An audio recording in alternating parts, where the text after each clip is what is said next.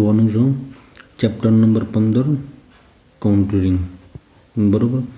તો વાંચીએ તો કહે છે a counter may be defined as an imaginary line passing through point of equal elevation on the earth surface. એટલે શું કહે છે કે અર્થની જે સરફેસ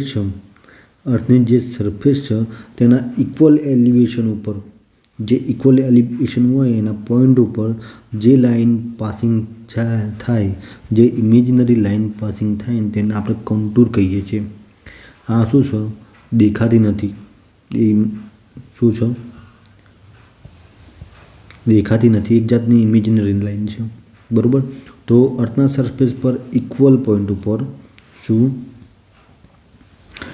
અર્થના સરફેસ ઉપર ઇક્વલ પોઈન્ટ ઉપર જે ઇમેજનરી લાઇન પાસિંગ થાય જે અર્થનો સરફેસ છે એના ઇક્વલ પોઈન્ટ ઉપર જે ઇમેજનરી લાઇન પાસિંગ થાય તેને આપણે શું કહીશું? કન્ટુર કહીશું બરાબર. આટલે ડેફિનેશન ખબર પડી. A contour line may also be defined as the intersection of a level surface with the surface of the earth. એને આપણે બીજા કઈ રીતે ડિફાઇન કરી શકીએ? તો એનું also define intersection of a level surface. જે અર્થની લેવલ સરફેસ છે એના જોડે ઇન્ટરસેક્ટ કરે છે કોની સાથે? તો with the surface of the અર્થ. જે અર્થની સરફેસ છે શું છે? જે અર્થની સરફેસ છે એના જોડે શું કરે છે? તો એ ઇન્ટરસેક્ટ કરે છે. તો આપણે કહી શકીએ કે તો અર્થ સરફેસ જોડે ઇન્ટરસેક્ટ કરતી જોડે કઈ? તો લેવલ સરફેસ ઇન્ટરસેક્ટ કરો એને આપણે શું કહીએ છીએ? Contour line. તો આ બે વચ્ચેનો ડિફરન્સ ખબર પડી ગઈ. એક તો જો આ કન્ટુર કીધું એક આ કન્ટુર કીધું અને એક આ કન્ટુર લાઇન બરાબર. આ બે વચ્ચેનો આપણે ડિફરન્સ જોવાનું છે બરાબર. હવે જોવાનું કન્ટુર ઇન્ટરવલની વાત કરીએ બરાબર. The vertical distance between the consecutive contour is termed as a contour interval. કન્ઝ્યુકેટિવ કીધું છે એટલે એક પછી એક, એટલે મતલબ કે આ રીતનું હોય તો આની પછી તરતનું તરત ઇન્ટરવલ હોય છે એટલે આની પછી તરત આ બે વચ્ચેનું જે છે ને આને આપણે શું કહીશું? ઇન્ટરવલ કહીશું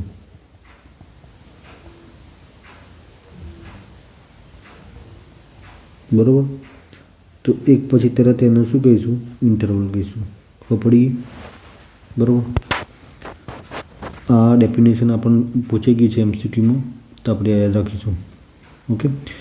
it is desirable to have a constant contour interval through out the map. આપણે એવું પસંદ કરવાનું કે જે કન્ટુર ઇન્ટરવલ છે ને કન્ટુર ઇન્ટરવલ કોન્સ્ટન્ટ હોવું જોઈએ. ક્યાં સુધી? તો આખા મેપમાં કોન્સ્ટન્ટ હોવું જોઈએ. In special case a variable contour interval may also be provided. Special કેસમાં આપણે કન્ટુર ઇન્ટરવલ આપણે વેરિયેબલ પ્રોવાઈડ કરી શકીએ છીએ. એમાં કોઈ વાંધો નથી. અરે variable contour interval is as far as possible avoided. જેમ બને એમ આપણે વેરિયેબલ અવોઇડ કરીએ છીએ બરાબર. It gives a false impression. એ કેવું ઇમ્પ્રેશન આપો છો? તો ફોલ્સ ઇમ્પ્રેશન આપો છો, ખોટું ઇમ્પ્રેશન આપો છો of the relative steepness of the ground in a different part of map. એટલે મેપના જે જુદા જુદા પાર્ટ છે એના ગ્રાઉન્ડના રિલેટિવ સ્ટેપનેસને કેવું આપો છો? ખોટી માહિતી આપો છો, ઇમ્પ્રેશન ખોટી આપો છો. એટલે આ એક કારણ બની શકે બરાબર. હવે આગળ જોઈએ તો generally counter interval are taken 1 to 150 metre બરાબર. તો આ વસ્તુ આપણે યાદ રાખવાની છે. જનરલી આપણે કાઉન્ટર ઇન્ટરવલ કેટલું હોય છે? જનરલી કીધું છે તો 1 થી 15 મીટરનું કાઉન્ટર ઇન્ટરવલ હોય છે. The smaller the counter interval, the more precise the terrain relief is predicted on the map. જેટલી કાઉન્ટર ઇન્ટરવલ કેવું હોય નાનું હોય, જેટલું કાઉન્ટર ઇન્ટરવલ કેવું હોય નાનું હોય એટલું જ આપણે વધારે પ્રિસાઇઝ ધ્યાનપૂર્વક કરી શકીએ. બરાબર. આમાં સ્ક્વેર ઓટોમેટિક રિકગ્નાઇઝ સ્ક્વેર પીસીટી આનું તો કોઈ બરાબર એની જરૂર નથી. બરાબર. તો આટલા 3 મેન થઈ ગયા. એનું રિવિઝન તો પછી કરી લે, કાઉન્ટરનું પતી જાય પછી. બરાબર. ચલો. The counter interval depends upon the following factor. તો કાઉન્ટર ઇન્ટરવલ છે, કાઉન્ટર ઇન્ટરવલ શાના ઉપર ડિપેન્ડ કરે છે? કાઉન્ટર ઇન્ટરવલ ડિપેન્ડ કરે છે તો આ ફેક્ટર ઉપર. કયા કયા ફેક્ટર છે? તો સ્કેલ, જે મેપનો સ્કેલ છે એના પર ડિપેન્ડ કરે. મેપનો પર્પઝ શું છે, કયા મેપ માટે વાપરવામાં છે. બરાબર. એનો યુઝ વાપરવાનું કઈ રીતે છે મેપનો? એક સ્કેલની દ્રષ્ટિએ વાપરવાનું છે, ખાલી આઈડિયા હોય એના માટે વાપરવાનું છે, કઈ ડિટેલિંગ કરવા માટે, આપણે પ્લાનિંગ કરવા માટે મેપ વાપરવાનું છે. તો એક તો મેપના સ્કેલ ઉપર મેપનું પર્પઝ શું છે, કઈ માહિતી મેળવવામાં છે, મેપમાંથી કઈ માહિતી મેળવવાની છે એ. બીજું કે જે તે કન્ટ્રીનો આપણે મેપ ડ્રો કરીએ છીએ એનું નેચર કેવું છે. કોઈ ખાડી વિસ્તારવાળો મેપ છે, ખાડી વિસ્તારવાળો દેશ છે કે એકદમ સમાંતર રણ જેવો દેશ છે, તો એ ઉપર બી ડિપેન્ડ કરે છે. અને ત્યાંનો ટાઈમ ઝોન કેવો છે, કયા ટાઈમમાં એ મેપ કરવાનું છે તે બી ડિપેન્ડ કરે છે. અને ફંડની વાત કરીએ તો ફંડ બી એક જાતનું ડિપેન્ડ કરે છે કે કાઉન્ટર ઇન્ટરવલ કેટલું જોઈશે આપણે. બરાબર. મેન વસ્તુ આટલી ખબર પડી તો ફરતી આનું જોઈ લઈએ. તો કાઉન્ટર ઇન્ટરવલ કોના પર ડિપેન્ડ કરે? કોના પર ડિપેન્ડ કરે?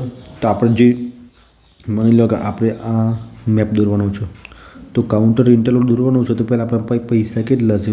પૈસા હોય એટલો ટાઈમ ફાળવી શકીએ. એક તો પૈસા અને સમય, આ બે વસ્તુ તો જોઈએ જ.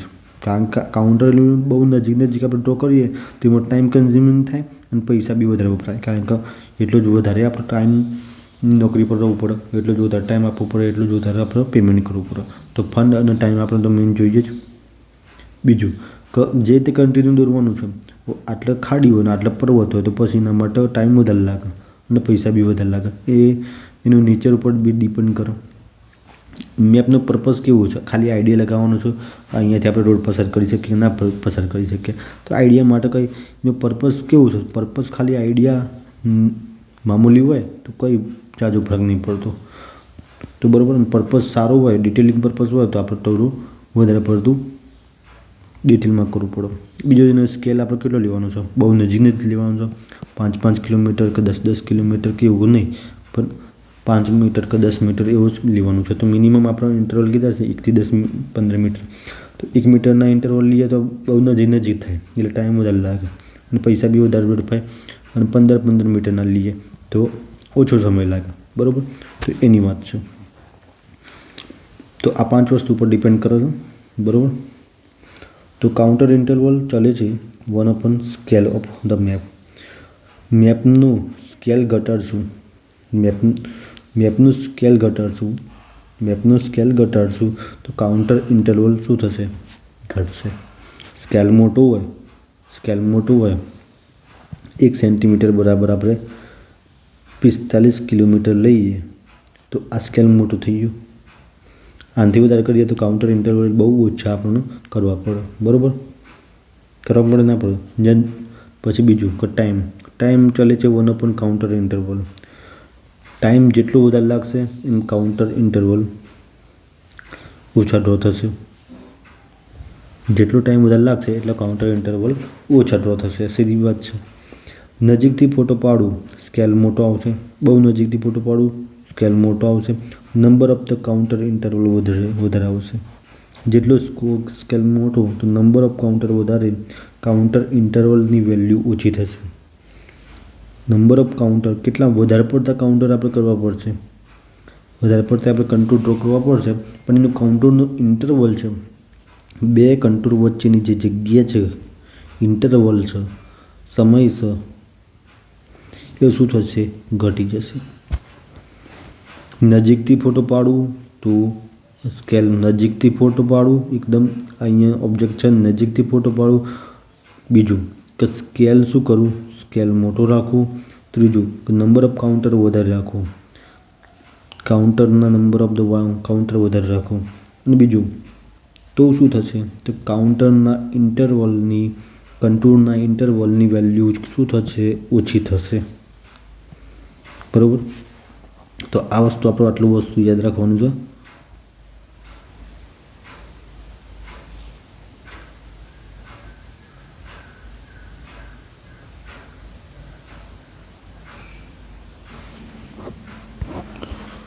ચલો જોઈએ આગળ.